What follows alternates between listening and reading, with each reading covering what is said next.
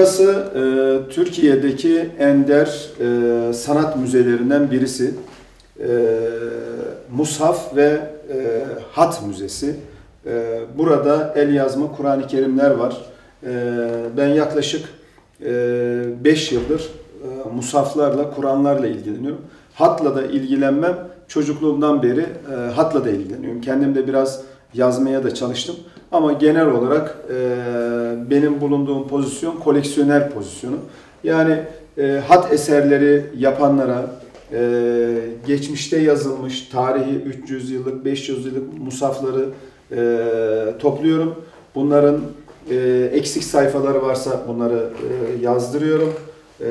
Bunların ciltlerini yaptırıyoruz. Ve mushafları gerçekten sergilenebilecek bir hale getiriyoruz.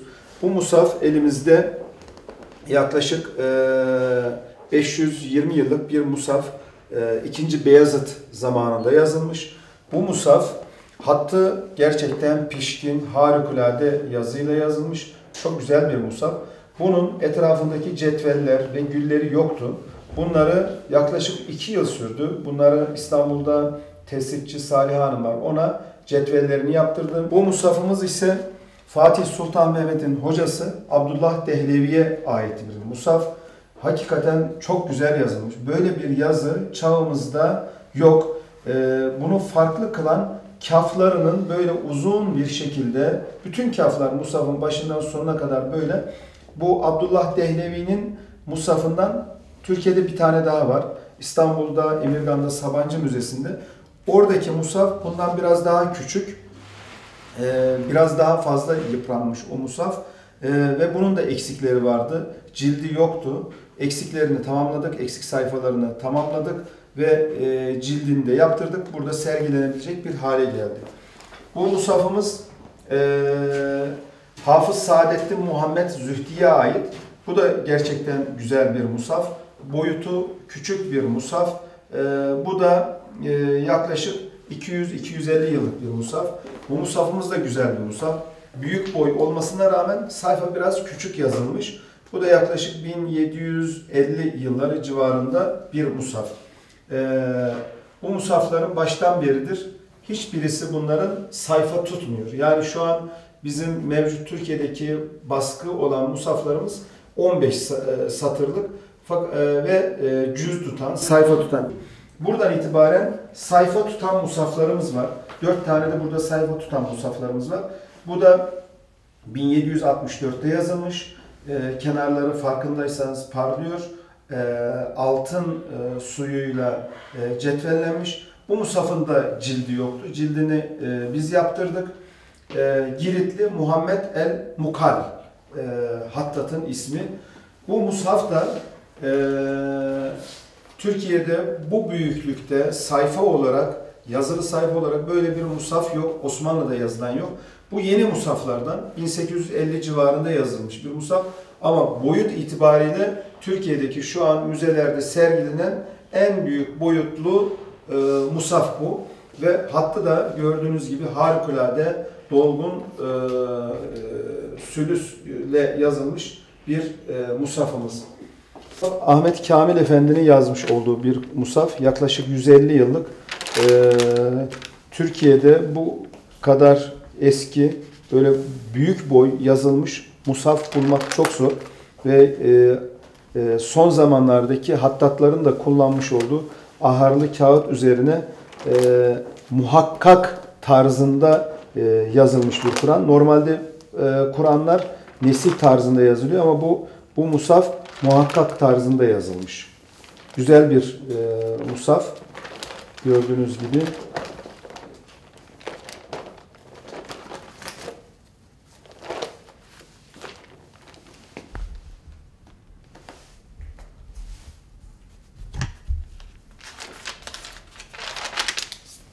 Gülü de var burada.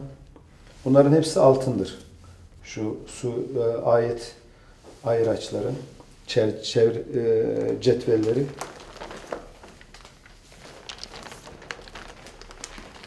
Arada da böyle sayfa var.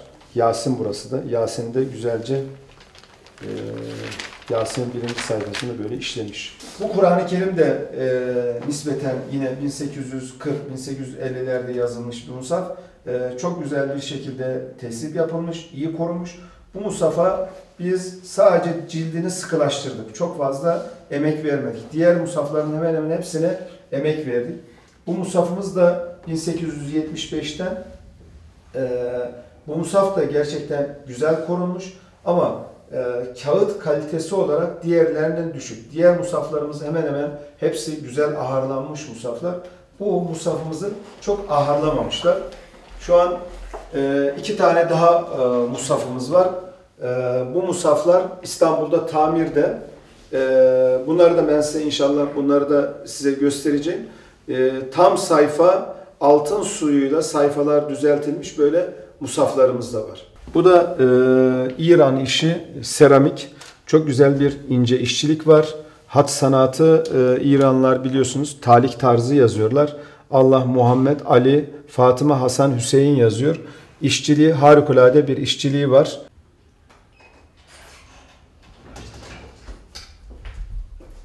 Gerçekten son zamanlarda iyi hattatlar yetişiyor. Osmanlı'dan daha iyi hattatlarımız var. Biz bu hattatları desteklemek için onların eserlerini satın alıyoruz ve sergiliyoruz. Onlara da bu şekilde destek vermiş oluyoruz. Buna Mevlevi kavuğu deniyor. Şu Fatiha suresi, bu Ankara'da bir hattatımız var Aydın Köse diye. Gerçekten çok güzel sülüs yazıyor ve tesibini de Saliha Dikicer İstanbul'da bir arkadaşımız var, o yapıyor. O da gerçekten sanatının Türkiye'deki en iyilerinden birisi. Elem Neşrah'daki şiir gibi bir sure zaten. Kaf, kaf, kaf, kaf, re, re, be, be diye bitiyor. Bunu da aynı şiir gibi yine Aydın Bey'e, hattatımıza yazdırdık. Şu da buradaki koleksiyonumuzun en değerli eseri. Bu Osmanlı'dan Cumhuriyet dönemine hattı geçiren, hat sanatını geçiren Hamit Aytaç'ın eseri. Nakşibendi tarikatının Peygamber Efendimiz'den başlayarak Hulusi Efendi var. Malatya'da Darendeli. Hulusi Efendi'ye kadar olan silsileyi şiir olarak yazmışlar. Bu şiiri yazan Hulusi Efendi'nin öncesindeki şeyhi Fakirullah İhrami. Çok güzel bir şiir yazılmış. Bu şiiri de Hamit Aytaç nesih halinde yazmış. Biz bunu İstanbul'da sahafta bir kontroplan üzerinde yapışmış, kurtlar yemiş halde bulmuştuk. Bunu tamamen tamir ettirdik ve kalem işçiliklerini tamir ettirdik ve etrafına tesibini yaptırdık, çerçevelettirdik ve bunu da sanat dünyasına, İslam medeniyetine kazandırmış olduk. Bu da Iraklı hattatların eseri. Hem tesibini yapan hem hattını yazan Iraklı arkadaşlar. Bu arkadaşlar da Zeki Haşimi, o da İstanbul'da eğitim almış. Yani bunların hepsinin kaynağı derler ya, Kur'an-ı Kerim İstanbul'da yazıldı, Mısır'da okundu diye. Buradaki eserler bunu kanıtlayan şeyler. Bu da yine Aydın Bey'in yazmış olduğu Vedduha. Vedduha da gerçekten Kur'an'da Cenab-ı Hakk'ın mucizesidir. Böyle şiir gibi. Vedduha ve leyli idâ seca ma veddâke rabbuke ve ma kala. Bu da böyle ye diye gidiyor. Yani bütün sure son ayetine kadar hep ye ile bitiyor. En sonunda fehaddis diye s ile bitiyor. Bunun özelliği ise yine bunu Saliha Hanım yaptı, bunun tesibini. Şuradaki çiçekler, bunlar daha önce kullanılmış, bilinen şeyler. Fakat şu en dışındaki çiçekler Saliha Hanım tarafından ilk defa bu eser için kullanıldı. Ali Hüsrevenoğlu'ndan almış olduğum başka bir tarz, damla besmele deniyor buna. Besmele şu Sultan II. Selim'in tuğrasıdır. 1600 yıllardaki tuğralar, kullanılan tuğralar ve o zaman kullanılan bulut ve çiçekler var. Bu da Beş Muhammed diye Bilal Akkaya'nın yine bir tasarım tarzında bir eseri. Hazreti Yunus Aleyhisselam'ın talik tarzında Hazreti Yunus Aleyhisselam'ın duası. Balığın karnından çıkmak için Yunus Aleyhisselam dua etmiş. Cenab-ı Hak bu duayı kabul etmiş. Kabul olunan dualardan birisidir. La ilahe illa ente subhaneke inni kuntu minez zalimin. Erol Kaçar'ın bir hattı. Bu besmele Mesut Karaca'nın.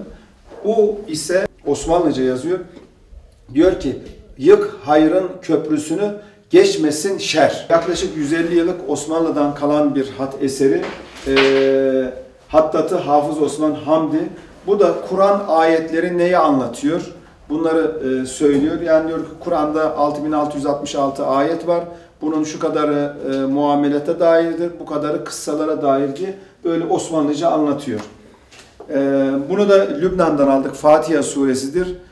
Bunu da Lübnan'daki kardeşlerimiz, Müslüman kardeşlerimiz yazmış. Bu ise benim babam hatla uğraşmış. 1960'lı yıllarda 300'e yakın eser yazmış bu şekilde. O zamanlar camın üzerine yazılıyormuş ve arka tarafına eski belki bilirsiniz alüminyum folyonun, renkli alüminyum folyo o geçirilmiş tarzında. Babam bu 300 eseri biz Bolu Geredeliyiz. Gerede'nin camilerinde Allah, Muhammed, Besmele, Fevelli ve Çeke olmayan camilere yazmış hediye etmiş. Ve şu an elimizde sağlam kalan bir tane de orada besmele var. Bunları da burada sergiliyoruz. Bu Türkiye'deki seramik sektörünün gelmiş olduğu seviyeyi gösteriyor. Bunu da Selma Hanım'dan aldım İznik'te. Gerçekten güzel bir eser. Hem elif var, hem vav var, hem de kabartmalı bir seramik. İran'ın hat sanatını resimle birleştirmiş durumdalar. Yani yazacakları her şeyi bir arkasına fon oluşturup resim yapıp onun üzerine yazıyorlar. Bu da onun gibi. Bu da meşhur Hafız'ın bir aşk şiiri. Bu da Rabbi şrahli sadri ve yessirli emri. Ve yessirli emri kısmı talih oldu. Bunu da bize hediye olarak Ali Sıravoğlu hediye etti. Yani sözümün tesirini artır diye böyle bunları da biz kendimiz yazdırmış olduk. Bu da çok kıymetli bir eser.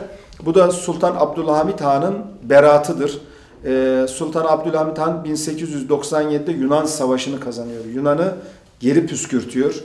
Burası Maltepe Fizik Tedavi Merkezi. Bir hastane burası. Hastanenin girişin altında bir salonumuz vardı. Büyükçe bir salon. Sonra burası yapıldıktan sonra elimdeki, evdeki yahut işte odamdaki hatları getirdik. Buranın zaten yarısını doldurdu. Sonra biz bunlarla çalışırken aslında hat sanatıyla Türkiye'de ilgilenen, evinde sergileyen, iş yerinde sergileyen yani binlerce insanın olduğunu gördük. Ama musaflarla ilgilenen, el yazması Kur'anlarla ilgilenen hiç kimsenin olmadığını gördük. Bu defa zaten hat sanatını destekleyen, yazan, bunun üzerine çalışan insanlar olduğu için yeterince de zaten hat sanatıyla ilgili burada numuneler bulunduğu için ben onları olduğu gibi bıraktım. Burada da zaten gerçekten güzel eserler var. Musafların üzerine çalışıyorum. Neredeyse şu an musaflar hususunda eksper olduk. Türkiye'nin neresinde varsa bir musaf kalkıyorum, gidiyorum, bakıyorum.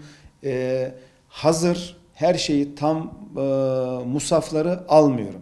Hizmet edilecek, tamir edilecek, eksik sayfaları yazdırılacak musafları satın alıyorum. Dediğim gibi bunların ihtiyaçlarını görüyoruz ve burada bu musafları burada sergiliyoruz. Beyler Osmanlı zamanında beyler, paşalar yazdırmışlar. İyi hattatlara yazmışlar. İşi iyi yapan hattatlara, güzel yazan hattatlara yazmışlar. Buradaki eserlerin hemen hemen hepsi sanat için yazılmış musaflar. Bir de okunsun diye yazılan musaflar var. Bunlardan da el yazması musaflar çok fazla ama okunsun diye yazıldıkları için insanların elinde eskiden hep el yazma olduğu için musaflar çok kullanılmış. Çok kullanıldığı için musaflar perişan olmuşlar. Yasinler ortadan kalkmış. Başı yok, musafların sonu yok. Ben bunlarla da ilgileniyorum. Elimden geldiğince bunlara da hizmet vermeye çalışıyorum. Ama şu an benim talip olduğum buradaki sergilediklerimiz hemen hemen hepsi sanat için yazılmış. Tesipleri çok güzel, hatları çok güzel olan musaflar.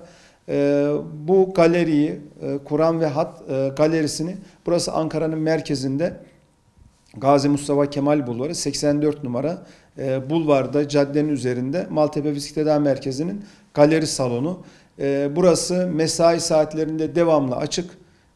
Burayı görmek isteyen hat severler, el yazma eser severler, İslam medeniyetinin bir cüzünü merak edenler gelsinler. Her zaman için onlara rehberlik yapmaya da hazırız. Göstermeye de galeri açık.